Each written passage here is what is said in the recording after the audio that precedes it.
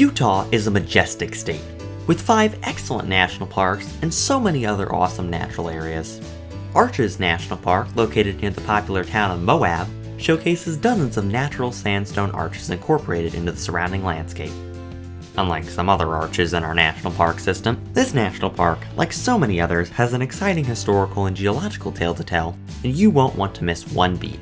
Come with us as we explore the legacy of Arches National Park. The many arches at Arches did not just appear out of nowhere.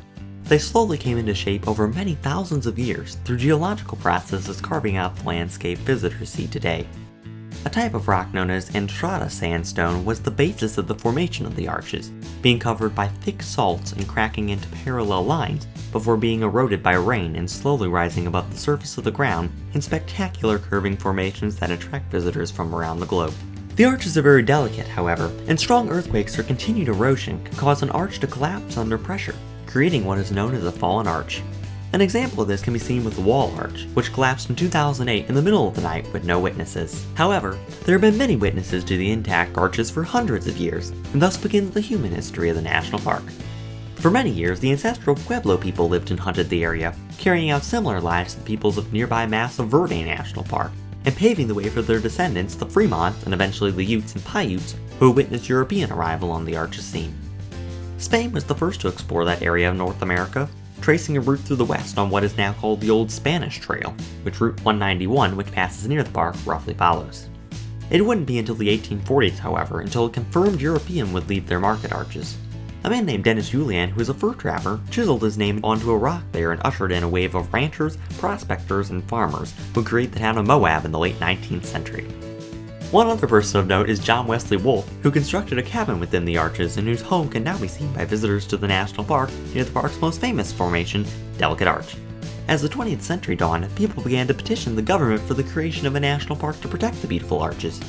Alexander Ringhofer helped to get railroad executives in on the park campaign, and in April 1929, President Herbert Hoover created Arches National Monument. This status would later be changed to National Park in 1971. There are many things to do at the special national park, but let's be honest, you probably came here to learn about the park's namesake arches, so that's where we'll start.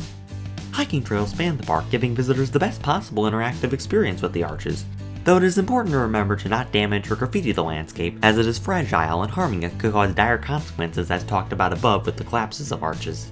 Short hikes at arches include hikes to Balanced Rock, Double Arch, Landscape Arch, and viewpoints of Delicate Arch. Longer hikes include ones to Tower Arch, Double O Arch, and an up-close and personal experience with the unofficial symbol of Utah, Delicate Arch. Standing at 52 feet or 16 meters tall, this iconic arch sits alone on a plateau with a backdrop of mountains behind it. The arch got its current name in 1934 in an article about the area, calling it the most delicately chiseled arch in the entire area. While hiking is a popular way to explore the park, some other options are also available for those who prefer different methods of getting to see arches. Biking, horseback riding, and rock climbing are all offered, and at night the flat plateaus within the park become excellent viewing places to see the many stars and galaxies in outer space, or perhaps, if you come at the right time of year, a meteor or two. We end our discussion of Arches National Park with wildlife. Some mammals that can occasionally give a sighting are desert bighorn sheep and black bears. However, those two animals are usually exclusive and visitors are much more likely to see something like a mule deer or kangaroo rat while in the park. Soaring above park visitors and staff are turkey vultures and ravens, and many species of snakes and lizards make their way through the rock formations in the park. One other form of wildlife is plants including cacti, which are a staple in the park and line the trails and backcountry at Arches. The area of eastern Utah that comprises Arches National Park is a place rich with the legacy of eons past and present, showing geological, natural, and historical wonders that help educate visitors on how and why this area became a nationally protected landscape. Hopefully this place will continue to do so in the future, showing America and the world what Arches has to offer. Thanks so much for watching, and we'll catch you next time.